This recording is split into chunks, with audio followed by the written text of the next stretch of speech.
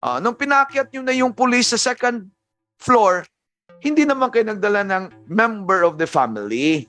Wala po talaga. Hindi po sila kasama. Sandali lang. Sorry. Wala kayong dinalang member of the family. Kaya, kayo, tama man o mali, yung intention ninyo, because you have the POP, Police Operating Procedure, which this law is incorporated in your PUP, you have to abide the law. Kaya ang ibig ko sabihin dito, we have to learn more a lot in these proceedings. Pero hindi nagsisinungaling ngayon si CCTV. Kasi nakikita natin sa CCTV, nakalabas lang lahat na occupants. So anong intention? Ano ngayon yung wisdom ng batas? Bakit kailangan ninyo magsama ng family member or locality member sa bahay para walang planting of evidence?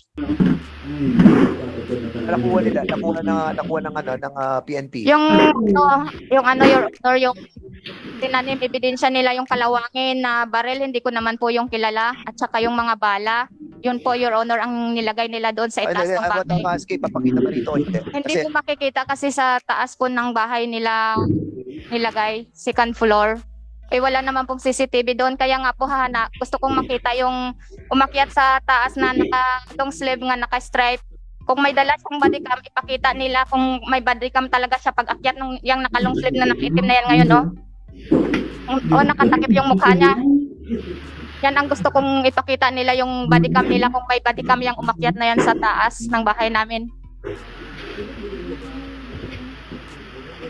Kasi yung pera ko rin doon sa taas ng bahay namin, nawala rin.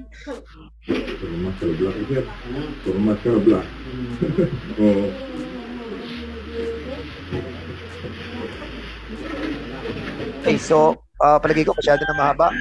So we will be discussing the merit of the CCTV, ano? And at the same time, submitted na mga affidavits po ng ating pong mga kapulisan. Basically, yung titignan mo yung CCTV, nagsimula yung operation ng is 4:20 no ng gabi. And umaga. Yes, sir. Umaga, August 12. 4:26 ng umaga. 4:26. Yes, sir. Oo, Dumating kami doon sa bahay nila. At Sir. makita mo pumasok yung yung unang pagpasok, hindi well, I tend to believe this no. But unfortunately, parang do sa police procedure natin no na i-serve mo muna yung search warrant and then tapos walang nagana nangyari kanina. Hindi po, sir, yung procedure, sir. Okay. Kung makikita nyo po, mayroon kaming SWAT na mayroong shield, di ba? Yun ang binabantay namin, Mr. Chair. Baka magkaputukan. Kaya nga, mayroong nagko-cover yung nagsisigaw kami, police to pass, city police to ito. May search warrant po kami. Labas kayo. Hindi pa rin po sila tinumalima sa amin. Kaya doon na po kami na papasok. So in other words, binigyan niyo sila ng warning na lumabas sila. Opo, So sir, mga sir. ilang minuto niyo binigyan sila ng pagkakataon para lumabas sila? Yes, sir. Mga mabilisan yung po, sir, yung adrenaline rush kasi sa amin, sir. Yung mga I think You said a while ago that there is a prior operation like this meron sa kabilang bahay. yes, sir. So inuna niyo doon sa Sabay-sabay po, sir, yung pag-clear ng bahay. So alin na nauna? Ito o yun? Sabay talaga, sir. Sabay. Yung Ano ba ano? yung terrain po kasi paakyat, yung bahay ni Jeffrey doon sa dulo, yung bahay ng subject natin na isa, yung bahay ni Neptali dito sa gitna ng parang compound po ng family nila, Sir Chair. So yung unang yung sila Yan. Neptali. Sa kay Neptali po, yun ang sinasabi niya. Sabay yung Sabay po, yes, sir. Para hindi po ma-compromise yung security din namin. Okay. So dito naman na-serve niyo rin yung search warrant sa kabila. Yes, sir. At dito nung nakikita natin primarily hindi niyo na-serve yung warrant. Hindi pa, Pumasok kayo sa loob. Hindi pa, sir. Sinecure muna sila, sir. Okay. Yun po yung gusto ko, if may I, Mr. Chair. Yung unang pumasok po na kami, hindi yun search. Security po, Yes. dahil po doon sa report, armed and dangerous. Yung application namin, baril po, Sir Chair. Kailangan man munang yung occupants ng mga bahay ay maipalabas para hindi po baka magkaroon ng shootout or magpalitan dahil hindi nag-open, o baka din po maitapon po yung baril na hinahanap natin kasi yung bahay ni Jeffrey po, sa kabila nun po, sir, ay bangin. Okay. Alright, I got it. But the allegation na may umakyat whereas nakita natin na may umakyat, is that a part of the procedure? Yes, sir. Kaya check nga yun. We talk yung mga more or less mga 10 seconds. Ako po mismo lang nagdirekta, check yung babaw. Kung ibig sabihin sa amin, sir, i-check yung babaw, sa taas. Kasi parang may attic yung bahay nila, sir. Doon sila natutuloy yung dalawang lalaki na bumaba at isang babae. Despite po, ang lakas ng sigaw ko po, hindi sila bumaba kaagad. So in other words, yung procedure for security purposes, yung pagpapaakyat doon sa itaas ng inyong member Yes. siguro yun, no? Yes, sir. Pero nakasigilid siya. It's a part of the pre-operation plan. Yes, sir. Okay. So for the appreciation of members, no? So we have seen the CCTV, no? And kung titingnan mo yung unang bugso nung CCTV, makikita mo na may salto doon sa pagpasok, ano? Kasi nga parang hindi nabigyan ng search warrant tapos may pumasok but in case like this, ano, wherein sinasabi ninyo na yung mga barrios ay declared ba sila as a organized crime group? Yes, sir. Dito sa nakuha naming information doon sa shootout sa Laguna, doon po ang babasihan namin. At saka yung intelligence report po na mga dati ko pang information. Kasi sir, almost mga 3 to 4 months pa lang ako po bilang hepe. No. At for the moment po, I was administratively relieved. Hindi na po ako ngayon yung chief of police ng Pasig City. Sige. Okay. So, Sergeant Jeffrey Barrios, you are a part of the Barrios family. And according to them, your family, the Barrios family, are involved in a organized crime. Your Honor, hindi po totoo yan. Kasi yung kapatid ko na sinasabi niya na si Ricky Barrios,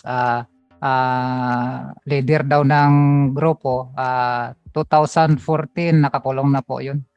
So, yung sinasabi mo si Ricky Barrios, in accordance sa report ni Colonel kanina, ay naaresto noong March 2022. Yung Ricky Barrios, pinakikinggan ko si Colonel, March 2022, nakulong yung Ricky Barrios. Yes, sir. But according to you, 2014 pa po nakulong yun. 2014 nakulong. Opo. So, hindi siya nakakulong noong March Hindi po, 2022? hindi po. Nandyan pa ngayon, sir. Nakakulong ngayon. Yung sabi ko po kanina, Sir Chair, ngayon nakakulong po siya ngayon. Yung Ricky Barrios. Yes, sir. Hindi yung Neptali. Hindi, sir. So, yung Ricky Barrios, kapatid din nila Yes, sir. na nakakulong na ngayon. Yes, For sir. what case? Yung robbery in van po, sir. At saka Robbery. yung, Okay. So, in other words, separate to yung kasong yan, no? Nung pa yan nangyari noong March 2022. Yes, sir. Okay. So, what are you saying na 2013 pa nakakulong? But according to them, nakakulong ng March 2022. Naghahanap lang po yan sila ng dahilan para malis yung issue, Your Honor. Kasi hindi naman yung issue Then you are all ganyan. under oath. At accordingly, sinasabi ni Colonel Palomo, nakakulong ngayon. Colonel, Yes, sir. nakakulong ngayon. Sinasabi mo, hindi nakakulong.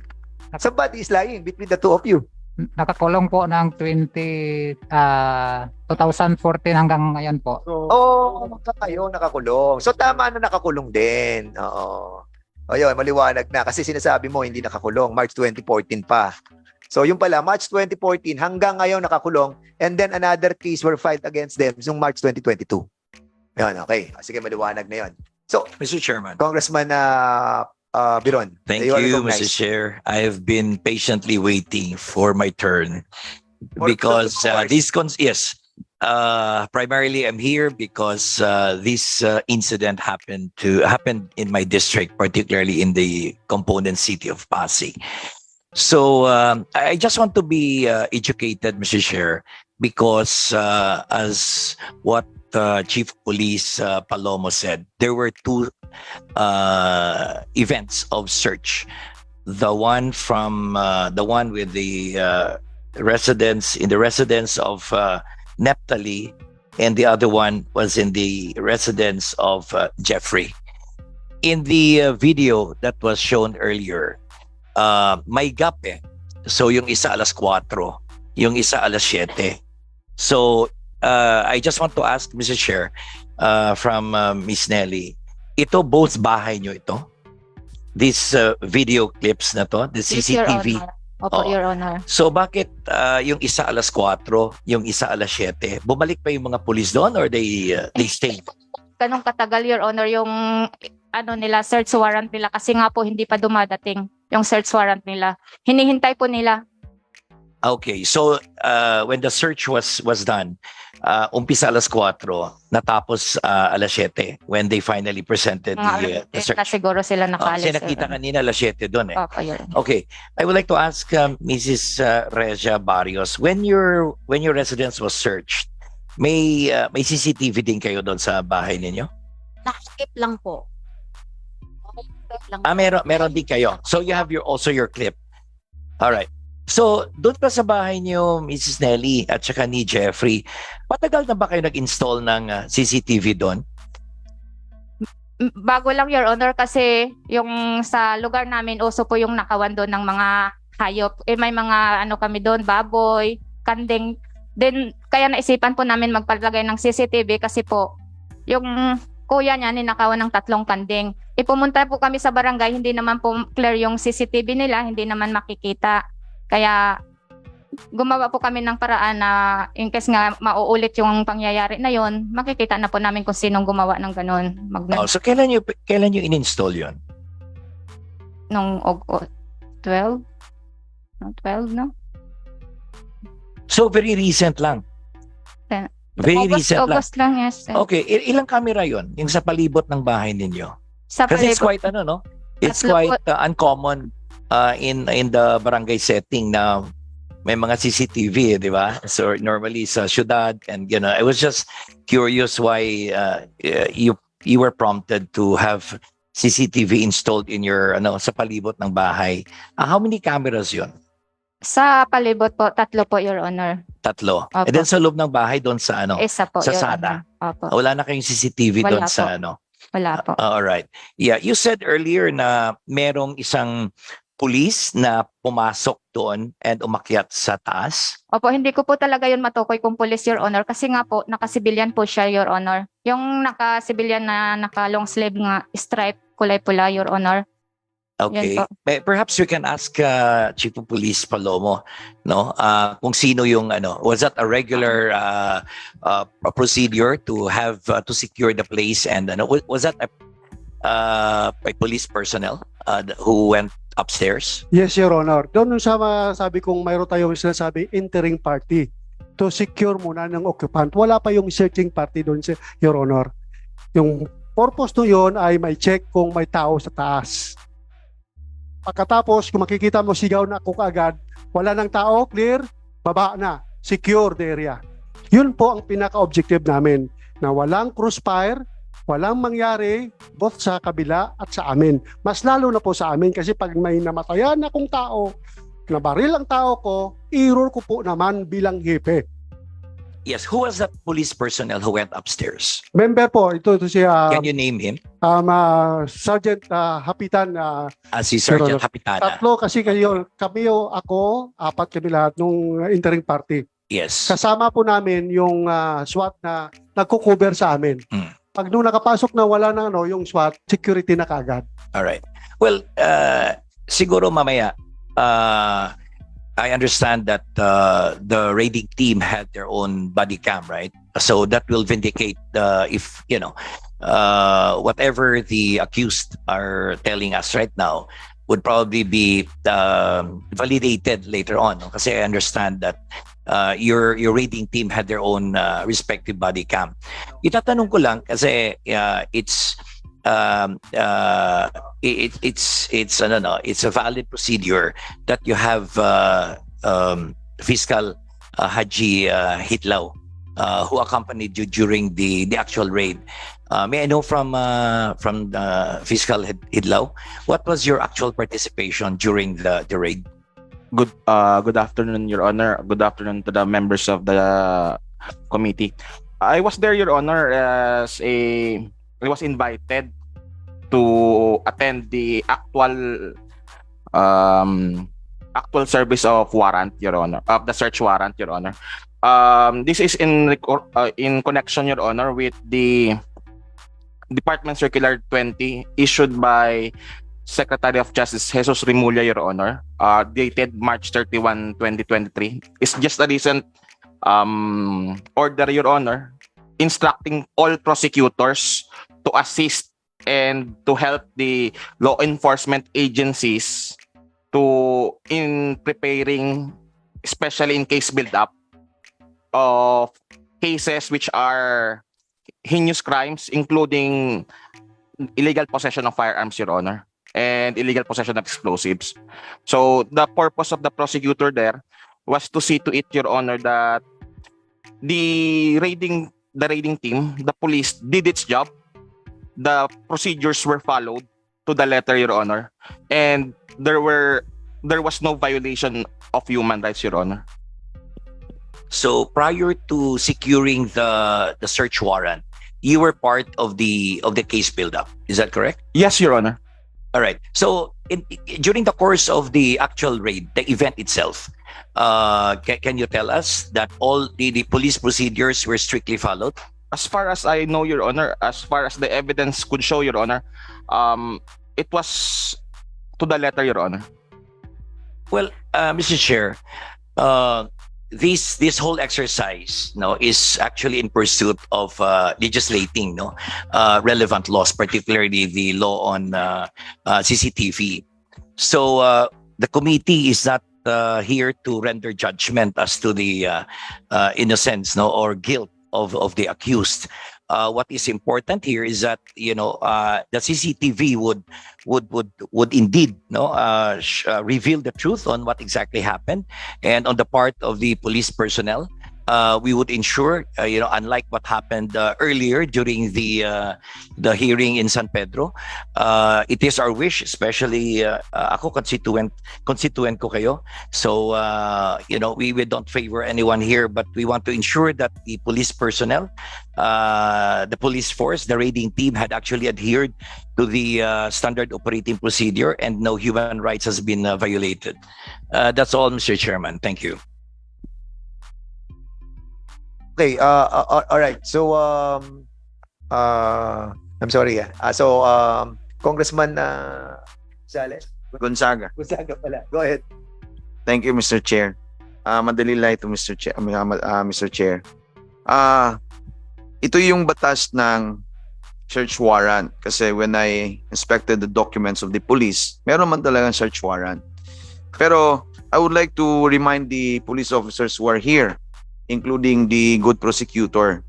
Kasi sa implementation natin ng search warrant, we have 2 laws, probably 3 laws, including the police operating procedure. But under the revised penal code, there is somehow a general rule on how to effect search warrant. And I would like to read this one for your guidance. And for in the future, for your whatever orientation seminar, etc. Article 130 of the revised penal codes provides searching domicile without witnesses.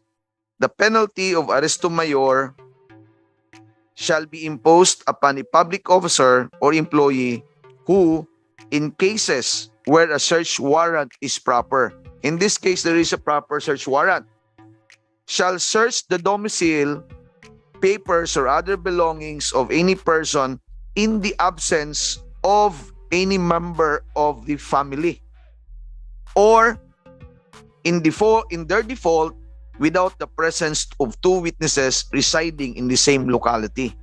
So yun ang ini-insist ni Ma'am Risa kanina, wala si Kapitan. Pero si Kapitan naman, sekundarya yon. Ang ibig sabihin nun, dahil may search warrant kayo, pwede kayong you have to take effect the search warrant in the presence of any of the family members. Ayan naman sila. Pero, tama na ba yun?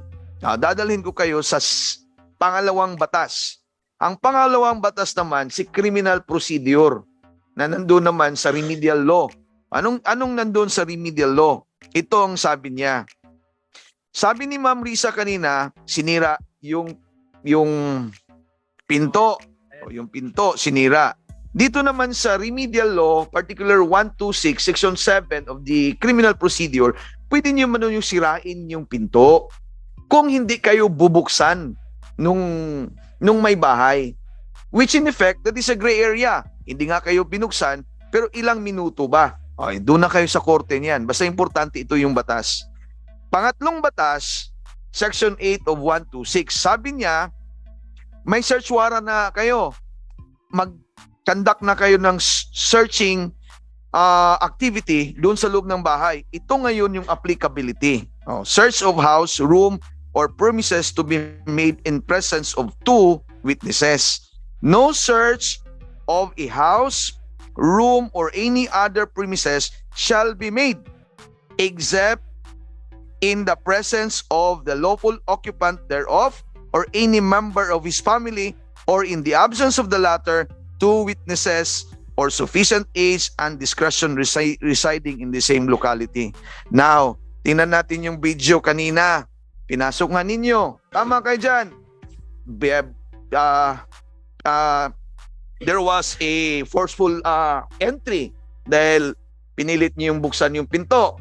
Nung pinilit niyo binuksan yung pinto, pinalabas niyo yung mga bahay. Si yung asawa ni Risa, mga anak, at siya mismo si Mrs. Risa. Nung pinaakyat niyo yung pulis doon sa second floor, sa inyo, kay Ma'am Neptali, kay Jeffrey yun. Nung pinaakyat nyo na yung pulis sa second floor, hindi naman kayo nagdala ng member of the family. Wala po talaga. Hindi po sila Sandali lang. Sorry. Wala kayong dinalang member of the family. Kaya, kayo, tama man o mali, yung intention ninyo, because you have the POP, Police Operating Procedure, which this law is incorporated in your PUP, you have to abide the law. Kaya ang ibig ko sabihin dito, we have to learn a lot in these proceedings. Pero hindi nagsisinungaling ngayon si CCTV. Kasi nakikita natin sa CCTV, nakalabas lang lahat na occupants. So anong intention? Ano ngayon yung wisdom ng batas? Bakit kailangan ninyo magsama ng family member or locality member sa bahay para walang planting of evidence? Kaya kung kayo, may kinuha kayong baril doon sa itaas, wala kayong testigong dinala sa pagkuha yung baril sa second floor, this case will be dismissed again because the interpretation of the law is always in favor of the accused. So, lahat tayo mag-aral. Thank you.